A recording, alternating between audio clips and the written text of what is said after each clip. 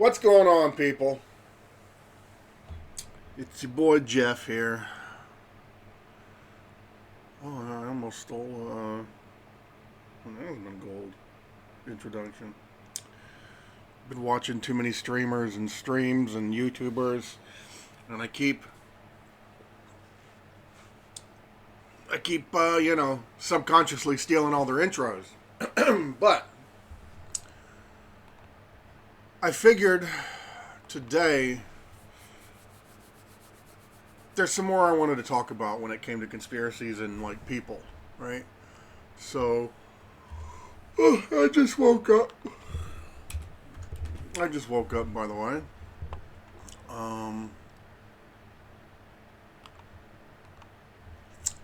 Yeah, there's more I wanted to talk about.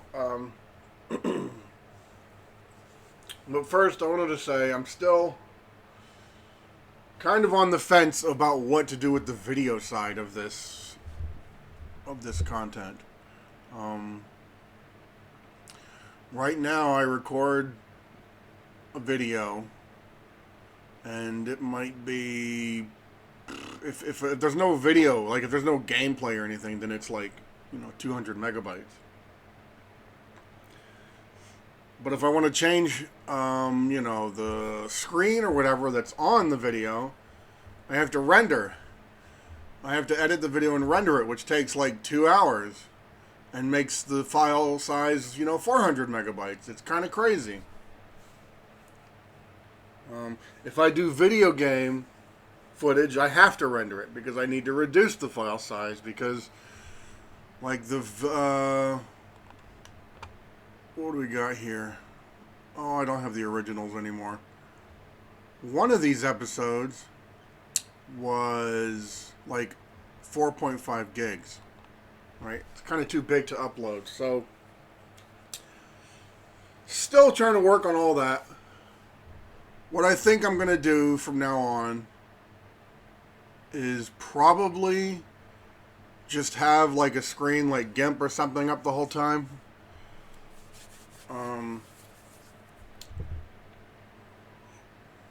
Another option was to have like a browser open and like, look up and show things that I'm talking about. But then I'd have to really kind of curate the video to like blur out stuff that shouldn't be shown and cut out search results and things I don't want to pop. It's a lot of work, and I'm kind of the meme is that I'm kind of lazy, so we don't really want to do all that. Let's see, select grow. Where is it? Yeah, grow 13. And we fill with black. Boom, look at that. This is how I make my thumbnails. Thumbnail made. Let's talk number 7. Conspiracies in Human Nature 2? Question mark. Something I didn't really touch on yesterday. I focused on the idea that you don't need conspiracies and stuff to, have people be directed in a particular way. Which is like a common, that's a common type of conspiracy. Society is going in X direction. Who's making it do that? Who's driving it? But I wanted to talk a bit about the other side of conspiracies. Yes, the other side of conspiracies. The effect that they have on the people who believe in them.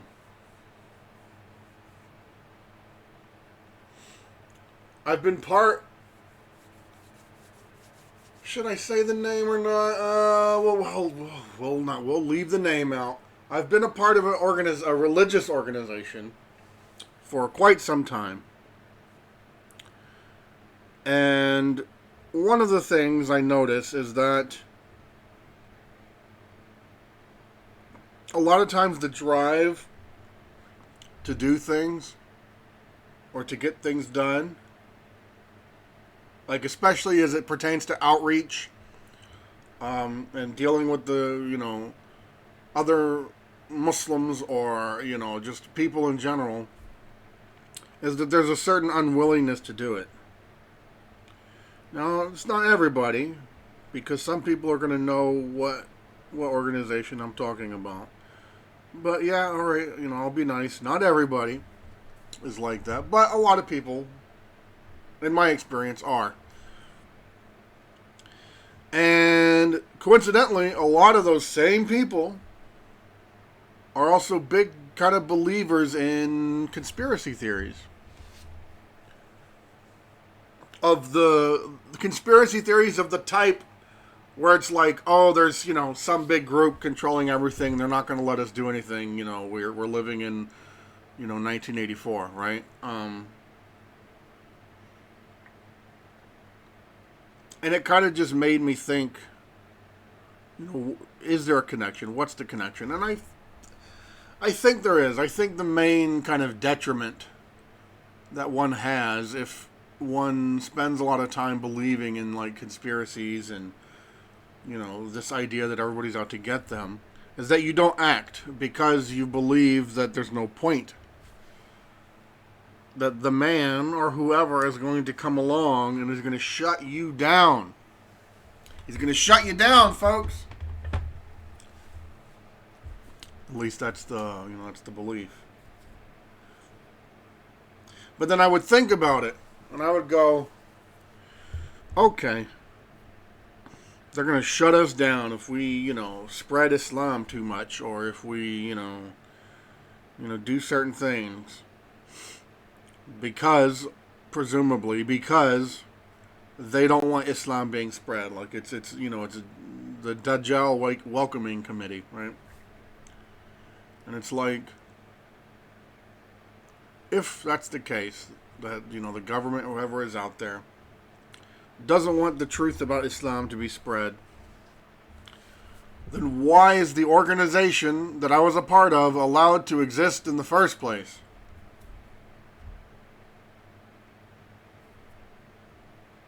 Like, what is stopping the government from coming in, shutting down all our centers, or all of their centers? I don't associate with this organization anymore. Shut down all the centers, right? Invent some charge, right? Because I do believe the government just invents charges in order to get rid of people they don't like. Like that's, I mean, I believe that's a thing, right? That's not. It's not that kind of conspiracy is not so grand and to such a level that it requires believing in absurdities. It just requires, like a bad judge, right? Maybe a couple, bad attorneys or something. But or just the CIA, the FBI, the NSA, whatever. They can just lie and say, oh, we got this guy and he had, he had all this terrorist stuff on his laptop. Isn't that weird? So, yeah, we took him in, blah, blah, blah. Like, yeah, of course that kind of stuff happens. But anyways, if there was some big conspiracy to stop the spread of Islam and, da'wah and all this, then why hasn't it, right? Like, I'm not an evil person, and I would never try to halt the spread of Islam. But I could sit here and within 10 minutes give you an explanation or a plan, a strategy on how to shut it all down. Or at least, because you can't shut it all down, right? But like, shut down most of it, right? I could explain what are the exact beliefs you need to target so that you single out just the authentic knowledge while leaving the misguidance for everybody to be confused. Like, this isn't difficult. It would not be difficult at all to shut all of this down. But it hasn't happened. Now, some would say, and I've literally heard this, that because the leader of said organization is a wali, a member of the awliya, that they're fighting off all the evil, and that's why it doesn't happen, because there's, lots of fighting going on in the background, and there's, conflict and blah, blah, blah, and we're just at the mercy of this person, and that's why we have success. And I'm just like, Mm, no. For one of the, a very simple reason why that's an no is, as Muslims, we judge by what is apparent. Secret battles in the background between awliya and demons and whatever else is not apparent. So we wouldn't use that kind of idea as a basis for anything. Right? What is apparent is that we exist, we continue to exist, and nobody's doing anything about it. So what is apparent is that nobody wants to do anything about it, or nobody who has power cares enough to do anything about it. And because those who have power don't care enough to do anything about it, then they're probably going to continue to not care to do anything about it when you expand and do other endeavors. Right? Because part of the philosophy, if you will, of I don't know what you would call it, like statescraft, Machiavellianism, I don't know. Part of the whole, how to be a dictator or how to be a leader and keep your power, part of that is crushing all of the movements and the things that could potentially risk your power long before they even get to the point where they're even remotely a threat, right? Right, you're a dictator. You got your state, and then you see,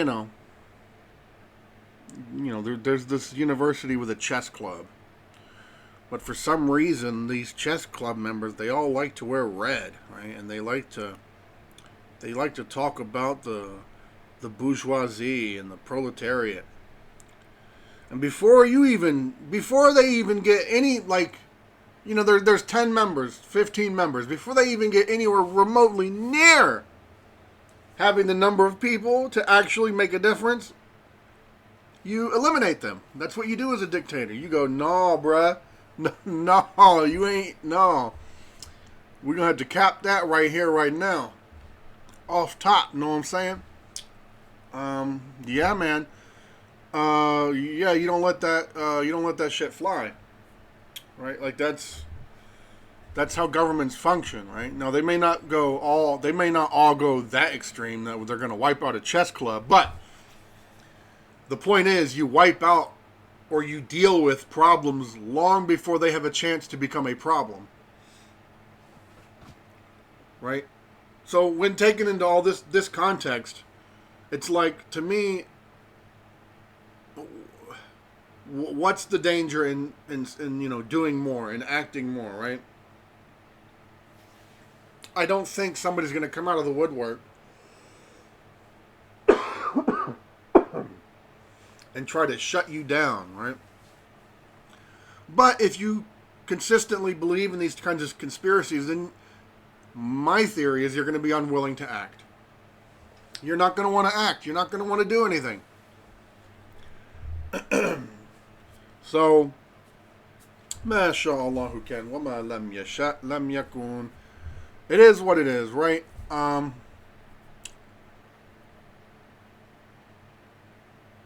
What else?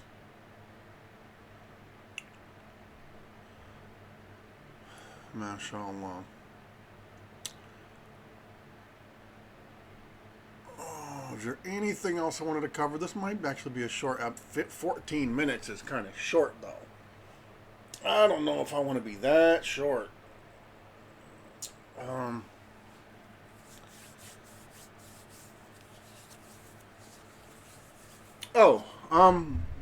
Kind of an aside. Well, not an aside. We're just going to make this a part of this is what I'm going to talk about, yeah. The interview stuff. I mentioned interviews in the last video. And I wanted to kind of expand upon that a little more. So, I want to do interviews. And here's the thing. I don't want to do interviews with... I'm not trying to get, famous or well-known people to give their stories. Right? I want unknown randos random people who are just random, like everyday people.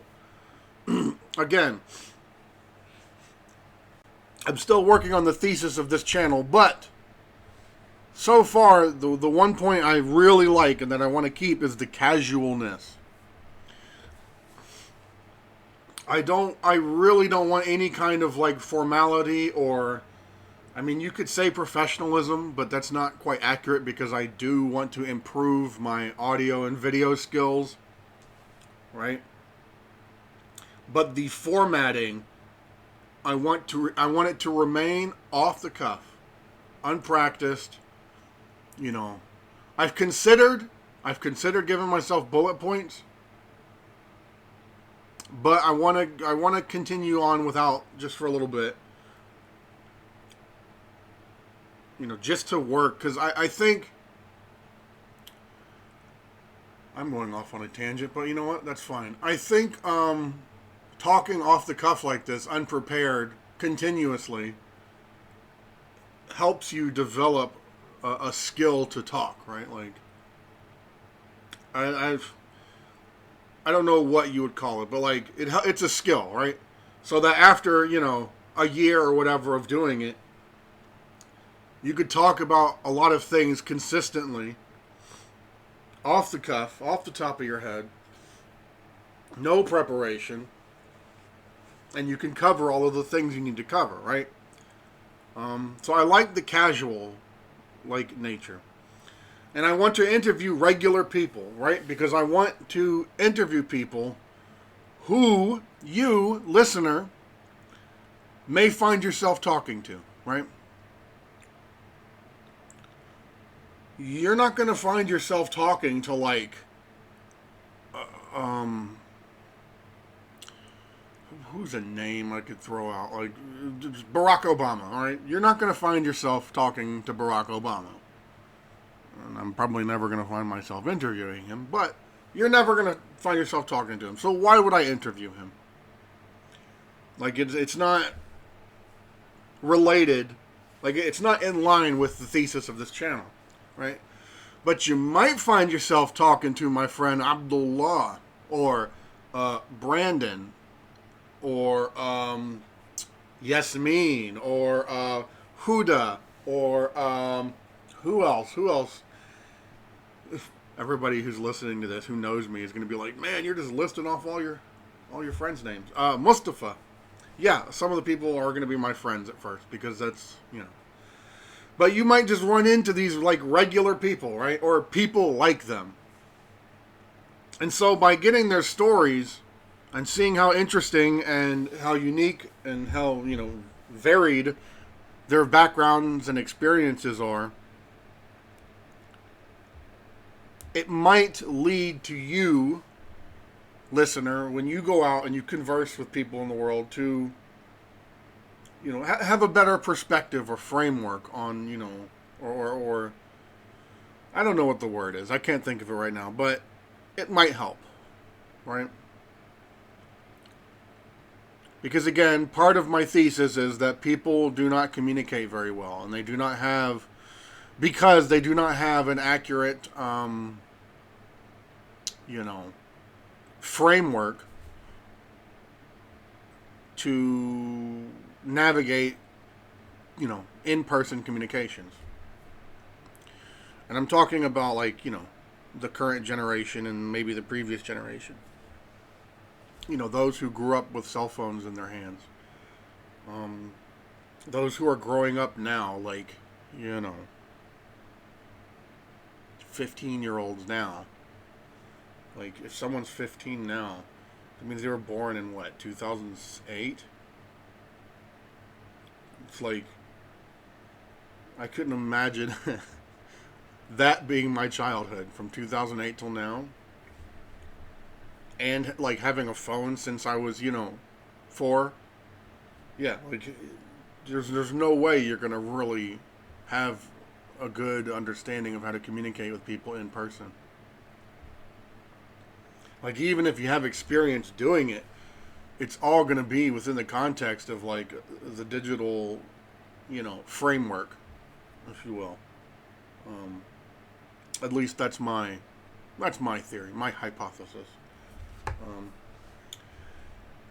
so yeah, I want to interview people who are just regular people. Um, and yeah, I want to get one a week, but I don't know. That's something I was thinking about. Is I still want to do 5 episodes of this every week, and then one interview a week.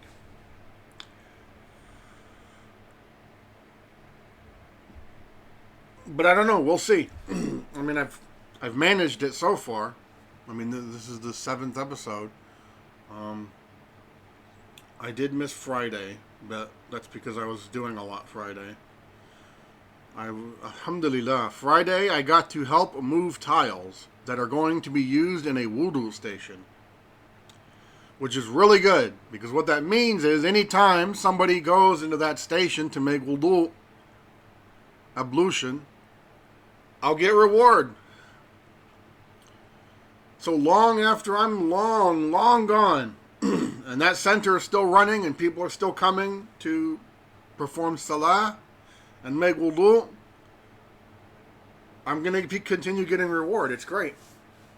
And, you know, to all the Muslims out there, I advise you to try to contribute in some way to some building of a musalla or a masjid, because that is a continual benefit.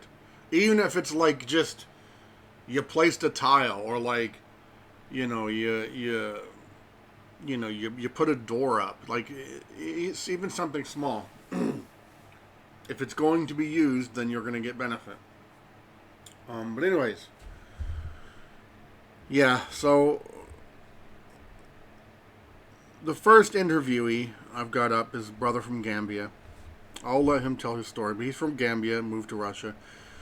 The questions, so I'm going to interview Muslims, and I'm going to interview born Muslims and converts. And I'm going to have kind of different questions for each. For the converts, I'm going to ask them first, you know, how did you become Muslim? And then the next question will be something along the lines of what about Islam was appealing? And then, you know, how have your studies in Islam been? And then what about the knowledge of Islam pushes you to study? And then how has, you know, how have the people around you reacted? And how have the Muslims that you've now encountered, how have they reacted? Right? Because all of these are things, these questions pertain to things that I think weigh on the minds of Muslim youth, and or even people who want to become Muslim. So, yeah, I mean, hearing how people came to Islam, what drives them to want to learn, you know, how people reacted and how they dealt with that reaction. I mean, to me, that seems like the prime thing that people want to know. And also just people enjoy hearing about how people, you know, became Muslim. So that's going to be the point of the interviews.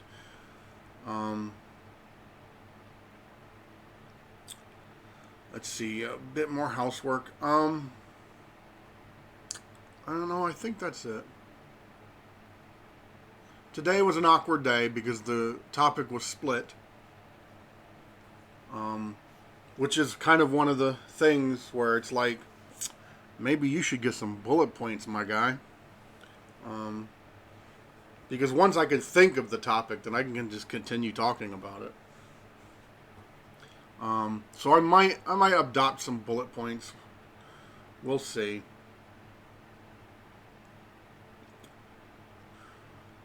Yeah. It's really kind of against the whole idea of being off the cuff, because you don't carry bullet points around when you're talking to people. But at the same time, when you talk to people, you also talk about the same topics every other time, right? I know when I go out with the brothers every Friday, usually one or two topics are going to be recurring. They're just going to come up every single time, and we're going to talk about them every single time. Can't really do that in a video. I mean, I could, but that would be a little too casual, I guess you could say. So I don't want to do that. And I like the ums. Like that's I think that's gonna be my thing. Right? Like if I ever get big enough and like I'm doing T-shirts or something, it's just gonna be my child face, my for my profile picture, and just like a text bubble saying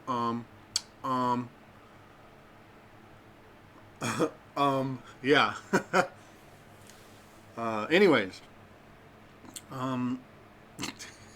See now I'm consciously thinking about it, and it's gonna make me laugh every time I do it. That was a cough. That was not an Fighting the urge. Anyways, it is 26 minutes. You know what? That's good enough. We're gonna call it quits. What are we gonna change this? Conspiracies in human nature. Do we want to? We're gonna do this. We're gonna go back. Ooh, whoops. Hold on. For those who are just listening, I'm working on the thumbnail for this video, and I'm doing it live. We're doing it live, folks. No, we want this. Boop. Conspiracies and interviews. Conspiracy and interview. Yeah, we'll just leave it in interviews. Conspiracies and interviews, right? Then we go bam, we select all of this, all of that color. We go to this layer. Bucket fill, black. Oh, no, hold on. Select grow, 13 points. Bam, there we go. There it is. Let's talk number 7, conspiracies and interviews. Anyways, I will talk to you guys next time I talk to you. Get this episode uploaded. Yeah, man. Jeff, out.